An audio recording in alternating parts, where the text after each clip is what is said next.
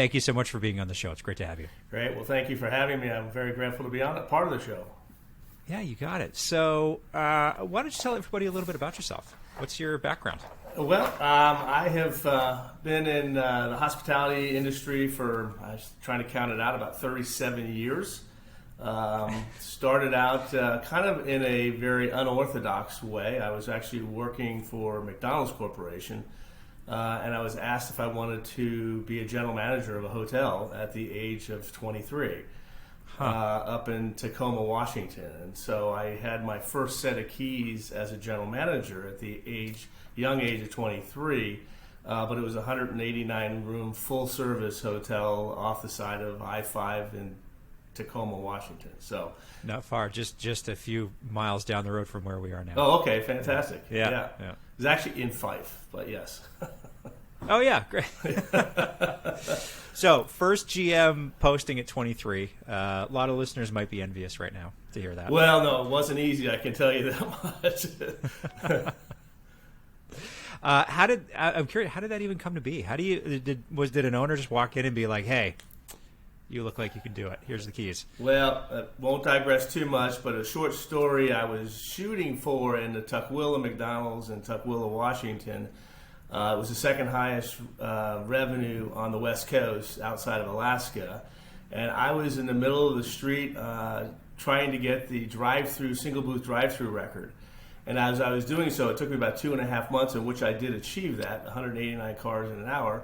But an owner and a chief operating officer for a local company in the Northwest called Nendell's was driving by while he was developing a hotel there. And we met, and I told him come back after I'm through with this, and we talked over a period of months, and he offered me a position, said come work at the opening hotel and learn all the acronyms, and then I'll put you down in another hotel, which I didn't realize at the time. I wasn't that bright at the time, but it was a hotel that was in foreclosure.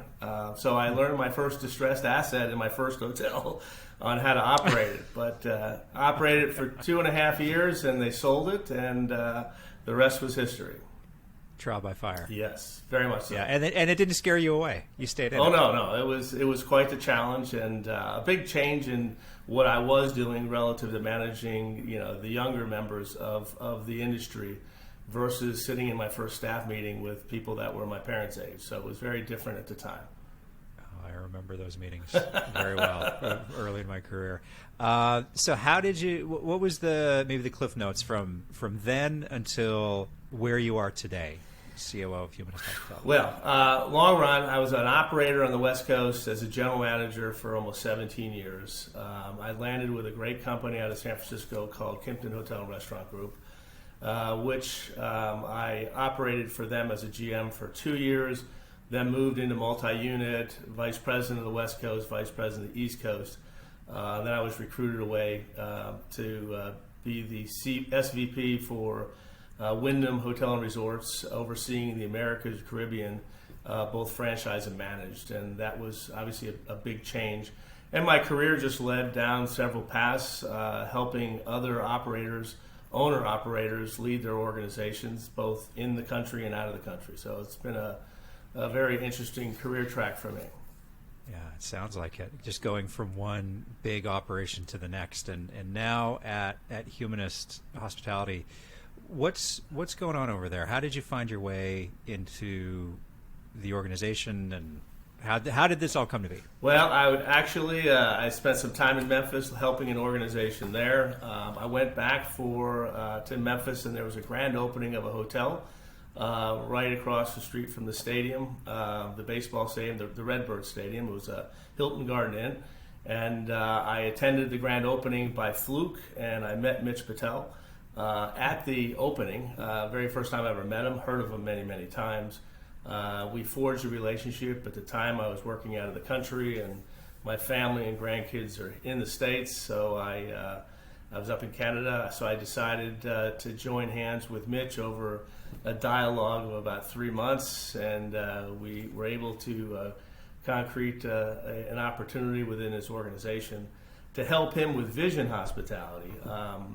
And Humanist Hospitality gave birth through the pandemic as we were looking at how what impact the pandemic would have on the industry, we saw an opportunity at that time to launch a management organization to help other owner-operators that may be looking at coming out of the pandemic in a struggled fashion, didn't have a great experience with the employee and management of the facilities or their assets at the time, where they want to be owners. So we want them to be owners, we want to provide dividends and return on their investment, but to take away that heavy lifting of day-to-day management of their businesses. And again, Humanist Hospitality is a byproduct of 25 years of Vision Hospitality, highly credentialed organization, tremendous culture, brand recognition. Through every year, current year, we've been recognized as a number one or a very top provider of management service and operator within the industry. Yeah. I want to dive into this a lot, but you mentioned Canada, so I have to ask, where were you in Canada? I was in Toronto. Okay. And it was a company called Sunwing Travel. It's the second. Oh yeah, I know them. The largest vertical integrated travel company, which means we own our airlines, the retail, wholesale, the excursion, as well as resorts. All of our resorts were in Central America, South America, Caribbean, and Cuba. We had 15 hotels in Cuba, and so with those branded planes. With right? those branded planes, yes. Yeah, I remember seeing those. So, yeah. I grew up in Canada, so anytime someone says, I have to at least ask. Yeah, perfect. No, that's great. I'm really curious to dive into the development and launch of a hotel management company during the pandemic, and that's a little bit selfish because I've been working on the side to do the same thing for a couple of years now, and so I don't want to mine all your great ideas, but I kind of do. That's fine. Yeah, but really more about the evolution and how the company came to be. I mean, it's very easy to sit back and I think at the time, several people who were trying to figure out what the future of the industry looked like said to themselves, well, if this is anything like 2008, 2009, there's probably going to be a lot of hotels changing hands. There's probably a big opportunity to help independent owners who don't have the bandwidth or the desire to run their properties anymore. So maybe starting a management company to help them would be a good idea. And it turns out 2 years later there's not been a lot of things similar to 2008, 2009 through this pandemic, which I think is, in terms of hotels changing hands and bankruptcies and loans failing and all that stuff, it's a bit of a head scratcher. But that said, what is the opportunity that you saw? Was it kind of based on that lens, or was it looking through the lens of, this is our opportunity to fix things that we all know are broken in the industry, and we can maybe be tip of the spear in helping push our industry in a new direction? Well, we definitely have participated in helping to shift the mindset of the larger brands that control most of the inventory out there. We feel that the creep and the creep that has occurred in a lot of the brands has caused the owners' margins to decrease significantly over the years. So that was one lens on how we come out of this as it relates to an industry and what that offering was. I think the second part of that, we also saw the opportunity for operators that were going to come out of this, that need to make decisions on their long-term plans on their investing in hospitality, to reconsider that if they had to operate these hotels. So kind of twofold, we looked at the opportunity on what impact we can make in helping change and influence the industry on a go-forward basis. But we also saw an opportunity, particularly with with Aimbridge going public as a largest management company globally, that there's going to be an alternative to an operational style, an independent entrepreneurial organization such as ours, or a large organization, and there's plenty of space in between, that we saw an opportunity to come out and help and serve the hospitality community in a different way. Yeah. And the name Humanist Hospitality is an interesting one. How did you come up with that? Well, again, coming out of the pandemic, really, I think, for globally, really impacted a lot of innocent lives in a dramatic fashion. Unlike the downturns of the past that we've had, we've recovered quicker, hired back quicker, didn't have to take a deep cut as we had to do. But purely out of survival mode, globally, businesses had to figure out how to sustain. And we were blessed to get some government assistance as in the United States, but there are other countries that got zero, and they were on their own. But a lot of innocent people who had, booming careers, contributing at high levels, at every level of employment, were taken out of the scenario, and their lives have changed forever. So as we looked at coming out of this, Humanist was all around the human connection. We took the 24 years of vision and culture and training and development, and we amped it all up. We doubled down on every one of those aspects of the employee relationship, trying to hopefully build back some of the trust that was lost in our industry because of the choices that we had to make just to stay afloat, just to keep the doors open, just to be able to have this conversation with you. It really, we had to make some tough decisions, but we looked at an opportunity of how do we help regain that trust back, reinvest in people, and we're hoping to get them back as our historical employees, but many have moved on to other things. So it's reinvigorating the up and coming employees out of high schools and colleges that we are now targeting to help bring back the industry.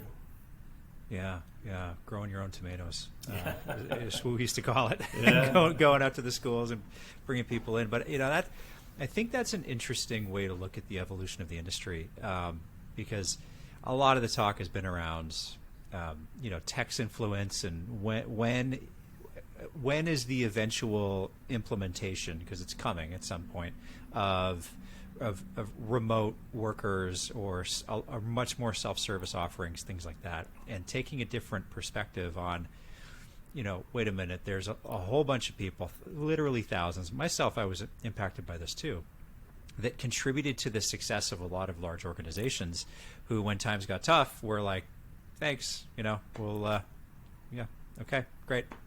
Good luck. Very tough. And very tough. Yeah. And, I was also personally, a little bit of my story, like I laid off several hundred people before getting laid off myself at the start of the pandemic. And so, that stuff kind of trickles up. But I think the trepidation of people wanting to get back into it, neck deep, day-to-day operations in a hotel, is understandable. But one of the things that we're not hearing a lot about, other than some higher wages and signing bonuses for people to come back to work in hotels, that's about as deep as Sure. the recruitment platforms go right now. And so I like when you say, you're trying to evolve things by figuring out what it is people care about, and how do you get them into the industry again and excited to be in it. Well, again, I feel it's important, one, we look at our pool of employee opportunity, and then to really analyze what's important to them. And we feel that, money is always going to be important, but that's not going to keep them staying with you. They're going to one up to the next employer, to the next employer. So it's really looking at ways that we can create a deeper relationship. In fact, we've taken away the term employee altogether. All of our team members, which were no longer team members, we call them partners, because we created a couple pieces, secret sauce for us, a couple pieces of I think, benefit and incentive and in recognition that is very meaningful, and it will demonstrate that we're aligned. And I believe our industry has probably held down wages longer than they should have. And I think there's some of that natural evolution that will take place, but we're trying to do things like profit sharing and sabbaticals at different levels, different tiers throughout the organization to say, we want you to have quality of life. We want you to be a part of our family, just like we go home and we want the same thing. And so there's this whole sense of we're all aligned now by the way and structure of what we've done. But in addition, we've added, we doubled down on our training. We have a training university downstairs. We call it our Gear Up program, where we take supervisors to GMs to above property. And we actually we created a curriculum like a college semester basis. There's an enrollment, there is an acceptance, there is a process, and then we work through on a semester type basis to help grow and develop our future leaders, because truly growing the tomatoes is a great analogy. But yeah, that's where we're really investing in creating those types of relationships one-on-one with every employee in our organization. Yeah, helping people see a future. Absolutely. Know that there's more than just like, I'm going to come in and clean 15 rooms a day every day for the next 20 years. Right. Which is fine for some people, Sure. But a lot of people, especially if you're trying to get people into some of those really critical, difficult departments like housekeeping, where there's an aging workforce, and we all know what's going on. It's a good way to look at it. I remember hearing this quote. I think it was Gary Vaynerchuk that said it. Like, you can never expect your employees to care about it as much about the business as you do, the owner / the boss. Sure.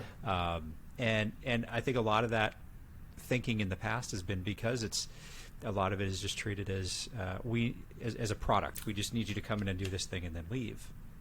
That is, I think that if you look to like living in San Francisco for so long, me living in Seattle for so long, tech dominates the workforce in those two cities in particular. And I know several people that work for the big tech companies, and there's so much pride of being a part of those organizations, even though like some of them work as hard or harder in some cases than we do in hotels. Sure. But I mean, they complain about it a little bit, but they don't mind, because there's such a feeling of well-being and belonging, and yeah, sure, stock options and profit sharing help. Sure. But it's holistic, is my point. Well, I feel like they're probably feeling like they're creating something, and then they can see their product grow. And I will say, Vision has been a developer. 90% of all of our assets have been developed. So we've given, from picking the dirt selection to creating the design and opening hotels. But, having your employees feel as though they're part of it, and they are now, that they get to share in saying, I dedicated 15 years to this organization, but I was part of it, I felt part of it, and I received treatment as if I was part of it. Right. Are you guys looking at, or are you using any new tools to help with this? Is there any new software platforms, any new providers out there that we should be aware of? Well, we have made two significant changes. We've added a BI platform, which is Profit Sword, that will allow us to give real-time data. Obviously, it's very important to make decisions as quickly as possible, as accurately as possible. So we did pick up, through the pandemic, we made choices. We're now integrating now. And we've also increased our HRIS capacity, which is Human Resources Information Systems, and we have picked Paycom. And those two choices allow us to provide real-time both for our future partners, business partners, and the HRS allows us to give a lot of freedom and autonomy and ease of use to our employees or to our partners.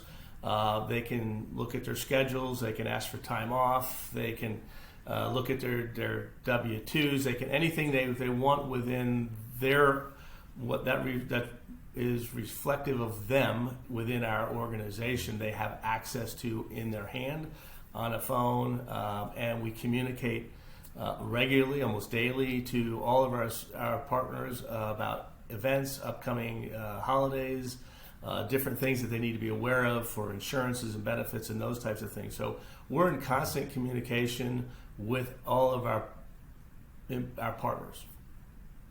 Yeah, that transparency piece, I think, is probably an underrated element as well, right?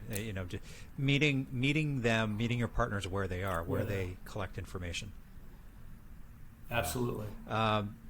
So I'm curious to dive in a little bit into your role in particular.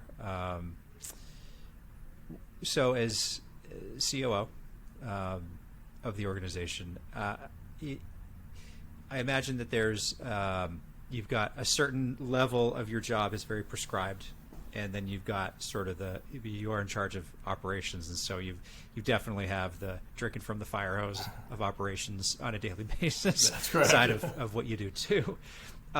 What is, for those that don't even really know what a COO for a hotel company does, what does a typical day look like for you?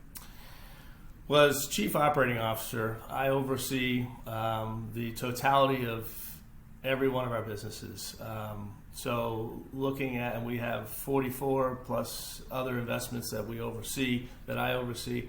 So it's understanding a typical day is obviously coming in with my team at our home office is, meeting and greeting and talking and engaging in what they're doing and what barriers that can be knocked down for the day to help them feel satisfied and get what they want to get done. So I think breaking barriers down on a day-to-day basis is really a critical piece, not only for my home office team, but I view as a Chief Operating Officer, my primary client are my partners at every hotel. My hotels are one of my key constituents, and so everyone that runs that business remotely from the home office is really my customer. And so making sure that I have the data points and the communication to understand what's going on a day-to-day basis with them is critical.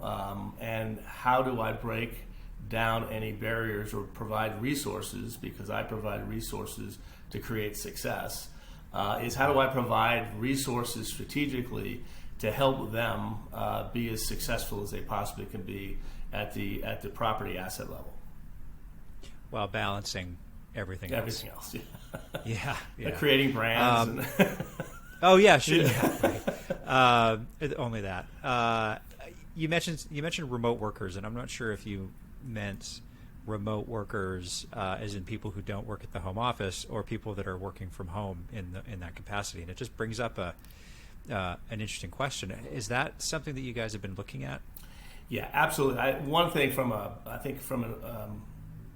global perspective, those owner-operators that had a fear or distrust of competence outside of the walls of their brick-and-mortar offices, I think broke down. I think for the masses, I think it's been a great benefit. So I'm speaking to both. I'm speaking to the asset level, remotely, but also we encourage, if we can provide balance for our partners in the home office, to provide the resources in a setting outside of the building, we're okay with that. We encourage that quality life balance. As you know, in this industry, it's not an 8 to 5 position. It's on demand. It's a 24/7. So many of us work around the clock, whether we even know it or not. It's kind of second nature that we're on either looking at an email, responding to a question, or answering the phone, or dialing a number to ask a question. So we're perpetually engaged in the business. So to provide that opportunity for our people to work remotely is something that we encourage. It's not for everyone, but we want to provide it for those that are really comfortable and productive in doing that. So. Mm-hmm. Does it create any friction with people who are in jobs that can't be done from home? I haven't experienced a lot of friction. I think if you run a front desk and you have to be at a front desk, that's where the position is. If you're making beds, you have to make beds. But I think the optionality of having, even if it's not full time, even if it's 2 days a week, I think is an opportunity that changes lives, and I still don't feel, from my perspective, that there's any productivity lost. You may hear the dog barking or the baby cry, but it's still you're not spending 40 minutes to get to work or an hour and a half to get to work. Yeah. You're at work is when you put on the headset or you open the computer, and it's instantaneous and it's productive. Yeah, and if you're in a support role where you're I'll put air quotes around fortunate enough to work from home. But if you're in a support role where you help people who are in positions that can't be done from home on the ground in a hotel, I think as long as you're responsive and truly there to provide a service to your team members that are providing services to your guests, I think that could probably allay a lot of it. I think, the thing that comes to mind, at least early days, I remember having this discussion with my last organization where they didn't want anybody to work from home.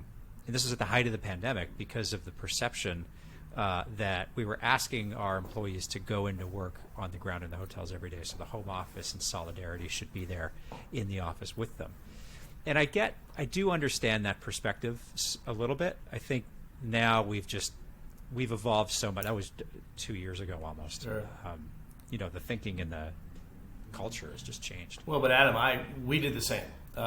We felt the same way. We were surrounded by our hotels and our people at the front desk. So out of solidarity, we probably went back probably sooner than we should have, but we did for that reason. However, that has evolved over the last 2 years where logically it doesn't make sense for someone in my accounting department that is on the computer for 8 hours a day putting in invoices and balancing the books and doing bank recs needs to be anywhere that isn't productive. So and to force that, I think, constricts the ability or limits the satisfaction, I believe, of our partners. Yeah, that's a great point. So have you, I imagine you probably didn't stop really getting out to visit your hotels. I'm making an assumption here that it's probably ramping up again. I've been on a plane every month since the pandemic began. Okay. Outside of the first 30 days. I did that to demonstrate it's safe to travel, that your resources are still here. So I was property visiting throughout the entire pandemic, making sure that our partners in the field knew and appreciated the connection and because we made a lot of changes, and so there are only a few people at each asset. We didn't want them to feel like they were on an island by themselves. So to demonstrate that travel is still safe, I traveled every month throughout the pandemic. How do you, when you're on property, what are you doing when you're there? Well, typically when I arrive, I go straight to the break room, to the heart of the house. I try to see almost every employee that's in the building at the time and thank them for all the hard work and dedication and focus that they have. And then in addition, there's business needs that need to be met when I'm on property, where we'll discuss strategically how their operation's going. But I think the key is the emotional connection with everyone and including the leadership to talk about their vision, our vision, and making sure that we're fully aligned and that they have the support and resources. I'll be visiting every hotel the first 2 weeks of December, and it's really to look through any capital needs that they may have for 2022, and we make quick decisions about what we can allocate immediately. We have a full capital plan, but sometimes going in and saying you're 3 vacuum cleaners short, let's just get those tomorrow. And let's get these things done. I see a crack over here. Let's get that fixed immediately. For all the right reasons, it's just partnering with those hotel operators and our partners in the field to make sure that we're connected. And we're looking through their lens of how to eliminate any roadblocks, barriers, or hurdles that's making their job more difficult. Yeah. I've had this experience where you've got an employee who's been dealing with a frustration that seems insurmountable, and then you walk in from home office and they're sort of upset about the state of something, or they've been asking for something for a long time, and you're able to just fix it immediately with the snap of a finger, essentially, and it just makes the job easier. You can just see the relief. Sure. Well, we'll also encourage the property leadership to do the same thing. Oh, as 100%. Quickly as possible. There's yeah. no doubt. Yeah. Right. Yeah. Yeah. Don't wait for David to get to the hotel. Yeah, please. Yeah, fix it if you can before you get there. I'm curious to get your thoughts on just one last thing, and then we'll wrap the show here. We've talked a lot about the employee side of things, which is obviously critical. But customer expectations of service delivery right now, anecdotally, have been tough in some cases. Others, probably much the same as before the pandemic. I heard a term the other day called skimpflation. Skimpflation. Which the skimpflation, which was the meaning behind it is customer service businesses are purposefully pulling back on services that customers used to get prior to the pandemic, but charging as much or more for less as they were prior to the pandemic. If that explanation makes sense. Sure. Missing the boat completely on what's been going on with labor, especially in just about every restaurant, hotel, airline, whatever business in the country. But a long-winded way of getting to the point here, where have you guys been putting the same care and attention into the guest experience, given all of the day-to-day challenges that you're facing today that you didn't have 2 years ago? And what is that looking like right now? Well, I will tell you kind of the evolution of the customer. Through the pandemic, travel was limited, and it was all the necessary travel that was taking place, essential workers and so on. And then we had the leisure boom, which is a leisure customer, and expectations are very different. And to your point, what we see now is with business travel starting to come back, the more sophisticated, point-driven travelers who have seen coast to coast and globally what hospitality looks like has a different expectation. So it is evolving from the essential worker who is just grateful to be out and to be moving and to be contributing, even though they were in fear. So we provided all the safety and sanitation and the cleanliness emphasis that we will continue to do. I think that's a positive byproduct of what we've taken place, is our focus on our not additional focus and continued focus on the cleanliness and that experience from a guest experience perspective. But no, I feel now the traveler has been out. They are paying more money for their rates, for their room nights. And I do believe, like you've mentioned, there is a higher expectation. So what we've done is focus on those moments of truth, which is the interaction between the guest and our partners, and making sure that we are doing everything we can to recognize their loyalty, their commitment, their travel choices, and making sure that we continue to provide the highest level of service possible at every touch point. So I do agree. I think the opt-in, opt-out for the room cleaning, I think could stay, because frankly, I'm a business traveler. I throw the DND, do not disturb, on the door immediately, and I just don't want it in my room. I'm half working in my room a lot of the time, and I don't want to be disturbed. And there's a new term out there that's been around for a couple of months now called bleisure, which is business and leisure combined. And those people, which would be me, really don't want the additional service. I may need my towels and I may need a refresh, but I want my privacy. I want my things to be where I've left them, because I'm quite organized that way, and I like that. But we find that it's finding the balance of just listening to what the customer really wants and being able to be nimble enough to respond to that. And I think our emphasis is putting a lot more on the front and the moments of truth between our partners and the guests, and understanding what they really want. Yeah. Last question here, then we'll wrap. As a senior leader, is there anything that you have dealt with over the last couple of years through this pandemic that's changed your perspective or your ideas about leadership, or the same question in reverse, that's reinforced your perspective on something and that you're doubling down on now?